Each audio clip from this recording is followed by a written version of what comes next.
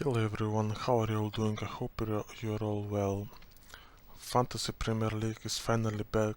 It feels like the last video I did was like a month ago or something like that. It's been so long since the last time we can say the season was normal, going week in, week out. I almost forgot to make this video. It's been so long. I was almost going to just sort my team out and move on to GW9, but here we are. The international break is finally over and I'm very glad it is. I'm not gonna lie, international football is quite boring comparing to the Premier League and the Champions League. I tried watching some games. Last night I watched Portugal versus Spain, but it's just not the same. It's very boring, it's not entertaining, and let's say I'm very glad that the Premier League is finally back. So it's been so long. I'm trying to remember. So Game Week 7 was postponed, then Game Week 8 it had 3 games that were not played, and here are the results of the other games. And for this game week I played my wildcard, so let's see how my team did. It was honestly a disappointing wildcard again, as pretty much whole of this season is for me.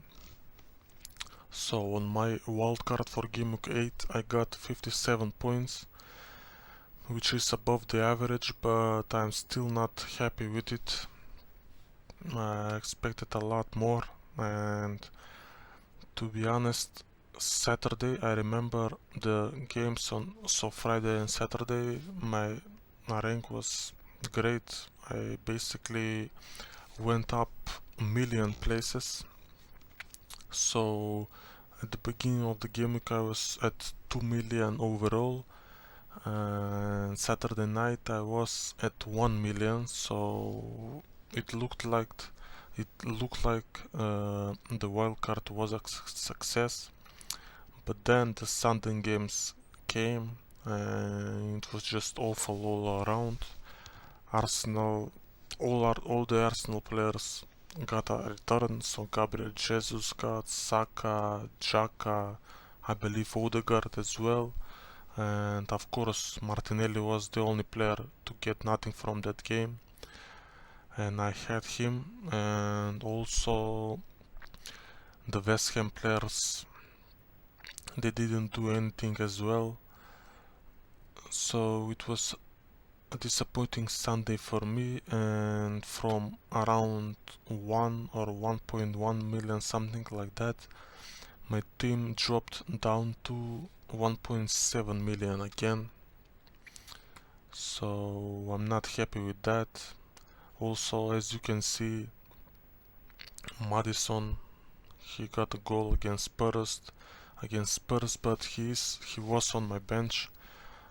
Basically, I decided to go for Ivan Perisic as a 1 week punt, and that's the reason why I benched Madison, because I thought that Spurs clean sheet is likely to happen against a struggling Leicester team, but the problem with that was that actually I didn't realize that Leicester, they struggle defensively. They concede a hell of a lot of goals, but when it comes to the attack, they actually score good amount of goals. They don't really, if I look here, only they didn't score a goal against Man United.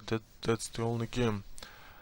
So that was a bad decision from my end. And Perisic, I mean, yes, it was possibly a mistake, but Perisic did have a good game. He got an assist, could have easily had another assist, and he had a disallowed goal, so he could potentially have had like 10 or more points. but looking at it from this perspective, yes, it was probably a mistake. Now the Newcastle players, of course Newcastle didn't get a clean sheet. Trippier, at least he got an assist. He also could have had a goal as well. He hit the post. He created 2 chances, so good game for him. Isaac, he was very quiet in this game. He had couple of headers and he created couple of chances, but nothing too serious. He got a lucky goal in the end. It was a penalty, so it was lucky that there was no one else on the field like Callum Wilson to take it, so he ended up taking it, and it was a good 9 points for him. But as you can see, during the international break he injured himself, so he's out for a couple of game weeks, and that's another problem for my team. We'll talk about him in a minute. Man City players all returned as always. Unlucky that Haaland only got 6 points, but it's better than a blank.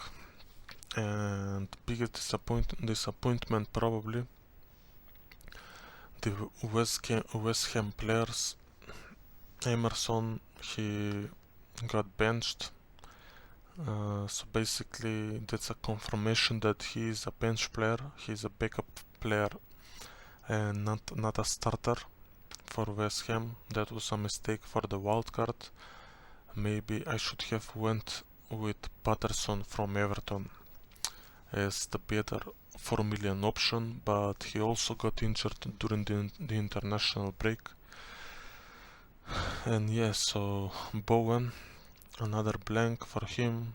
He has 0 returns for the whole season, and that's quite amazing. He starts every game, but he's just awful. He has great fixtures coming up, 2 home games. I really hope that this is the time his form changes. I could really use some differential points at the moment. So let's hope he starts doing something, literally anything from him. And Mitrovic, he blanked in this game as well, even though Fulham scored 3 goals. He got nothing from it, but I'm not too worried about it.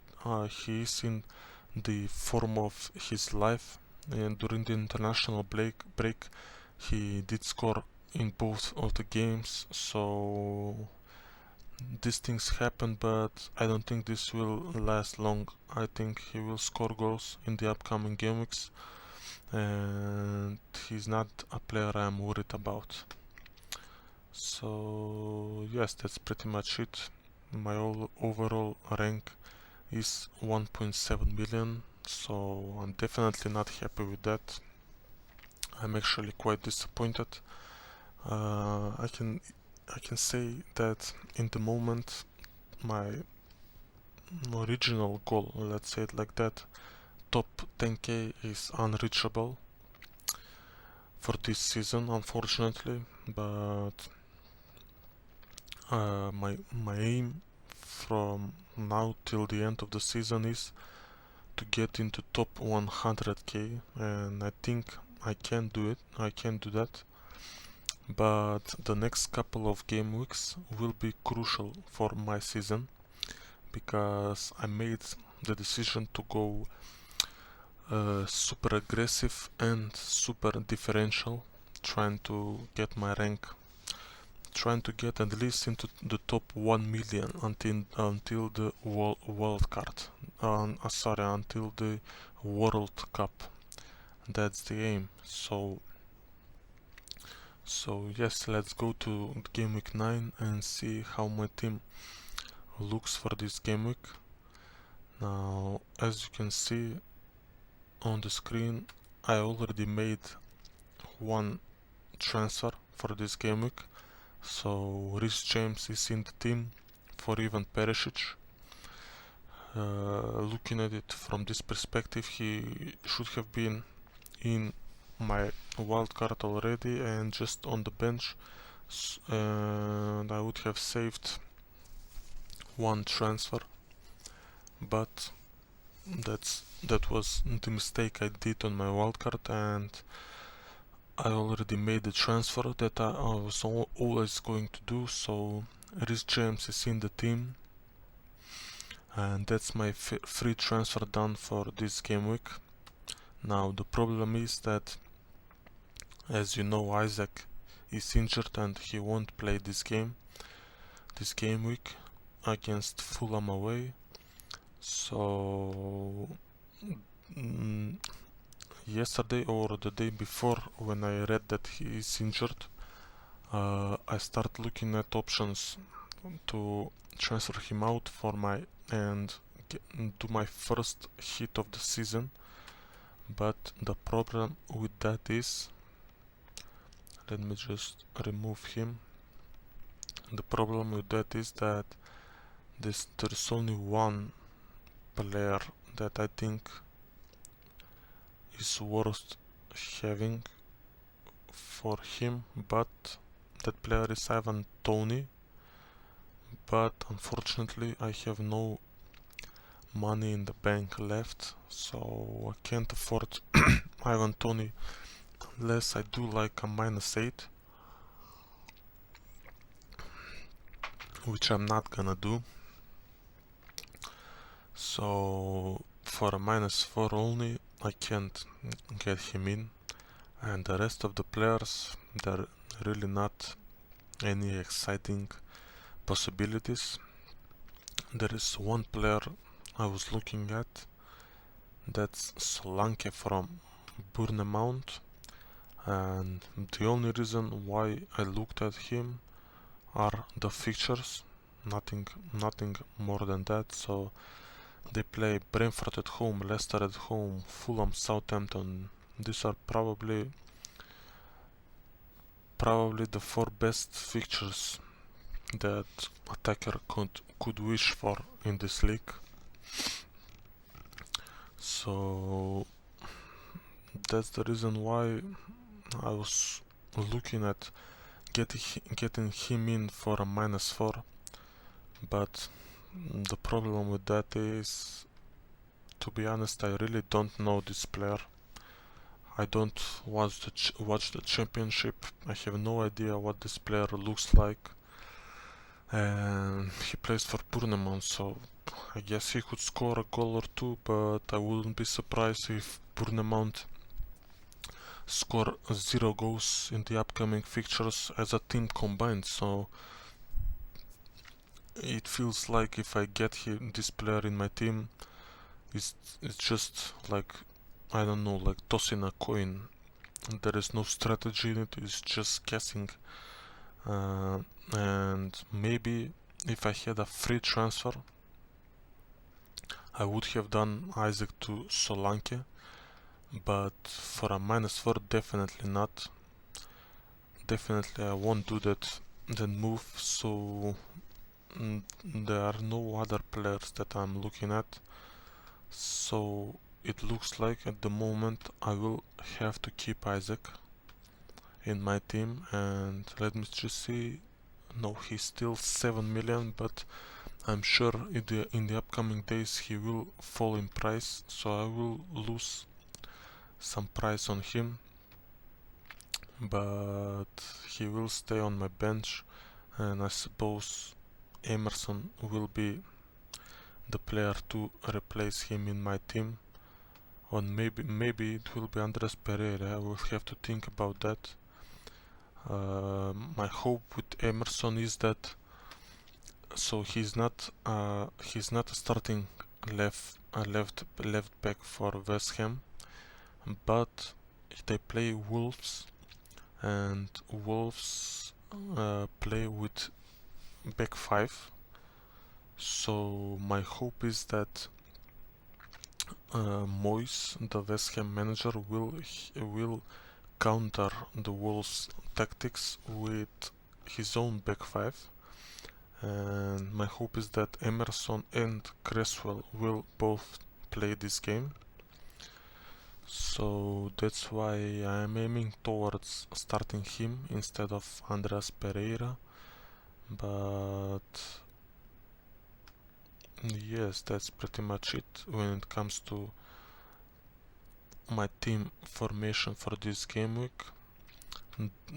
Game week 10, Alexander Isaac will be out of the team, but the difference is in that game week I will have the option to transfer him out and one other player, whichever that may be. Maybe it will be Martinelli, maybe it will be Nick Pope in goal, because I don't really like a double up on Newcastle defense. So basically, with having two transfers for that game week, I will have the option to upgrade Isaac to a player that I like instead of getting Solanke this week. So that's why he will be on my bench until the game week 9 deadline. And this will most likely be my team for this game week. And captain, like I said, I will go hugely differential in the upcoming game weeks, trying to build up my rank. So my captain this game week will be a differential captain, and I'm almost convinced 100% that I'm going to captain him, and that player will be James Maddison.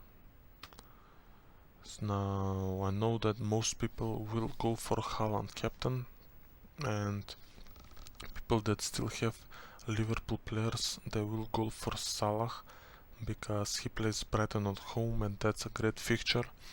And to be fair, if I had Salah still in my team, I would have captained him as well. And people that have Harry Kane in their team, they should captain him against Arsenal. He's another good captain pick because he always tends to score against Arsenal. But basically, this will be one game week where I will not captain Haaland because it's the Manchester derby.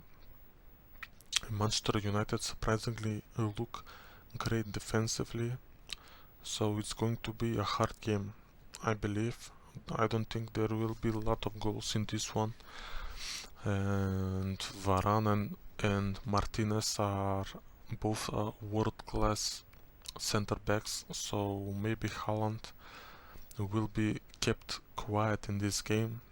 Now I fully expect him to get a return, maybe a goal or an assist, but I don't really see him getting more than one return in this game. And Maddison, on the other hand, he plays Nottingham Forest, which are awful defensively, and Leicester are also very bad defensively, but they do tend to score a lot of goals. So in this game I can see the score being something like a 4-2, 4-3 for Leicester, something like that, and hopefully Maddison will get like a goal and an assist and some bonus points, and I'm really hoping that he's going to outscore Haaland by at least like 5 or 6 points, and it will double up for me because he will be my captain and it will boost my rank. So that's my decision, that's why I will go for Maddison captain. And yeah, I think the rest of the team, it looks decent, it looks good. I'm not happy with couple of players. I'm not happy with a Newcastle double up, defensive double up. Hopefully Trippier gets another attack in return. And I'm not happy with Emerson, but at the moment I'm forced to save this, to have these players in my team. So this will be my team for game week 9. Now, one more thing I wanted to talk about briefly. My god, these videos are so long. I try my best to keep them like shorter, but I just can't. There are so many things to talk about. Now, I know that for Game Week 9, a lot of people will use their wildcard. So, I suppose if you are using your wildcard now, what I would do differently from my team is obviously Isaac wouldn't be in my team, and my front three would be Mitrovic, Haaland and Tony. When it comes to the goalkeeper spot, there are actually a couple of options I would look possibly, and I am looking at it for the upcoming game weeks. Maybe Guaita from Crystal Palace. He's 4.5 and they have great fixtures until the World Cup. So I think he could potentially be a great option, and I'm looking at bringing him in possibly from game week 10, maybe 11, who knows. But for a wildcard, I would highly suggest getting either him or maybe like some other Crystal Palace defender as an enabler. Maybe I can say his name, Kwei, I don't know. At 4.3, maybe you can get him, but I think Guaita could work very well. Another player that should be in your wildcard, I would say, is Wilfred Zaha. Obviously, he's playing game week past. He plays Chelsea this week, but after that he has great fixtures. And Bowen I would also remove from my team, and I would get someone like Luis Diaz instead of him. So let me just see the team value. Okay, it's not very good, but this is the general idea of a wildcard team. I suppose you could downgrade De Bruyne to maybe, if you're looking for a differential, maybe Raheem Sterling from Chelsea. He's 10 million, they have great fixtures coming up, he's nailed, he looks to be the talisman of the attack, so maybe something like this for your wildcard. Also remove Emerson. And one more player that I just remembered could be good defensively is Diogo Dalot from Manchester United. He's 4.5, but he's so attacking, he's great. During the international break, he scored 2 goals in one game against the Czech Republic, so he could be a great option, because when he has tough fixtures, I guess this game week you can bench him, but he's 4.5, so there is really no problem to bench him. And then you can play him against Everton, against Newcastle, against Spurs or Chelsea. If you have other options, you can bench him again. And then he has great run of fixtures, so I will most likely get him in actually for game week 10 in my team, but we'll talk about that when the time comes. So something like this would be my proposition for a game week 9 wildcard. This would be the general idea, and it also has 1 million in the bank.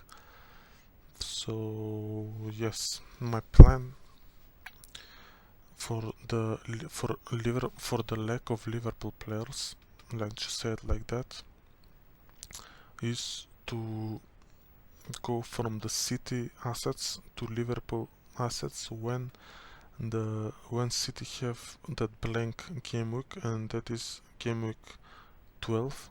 So for this game week I will most likely try my best to go from Cancelo to Trent, and from KDB, if I still have him, to Salah or maybe to Diaz.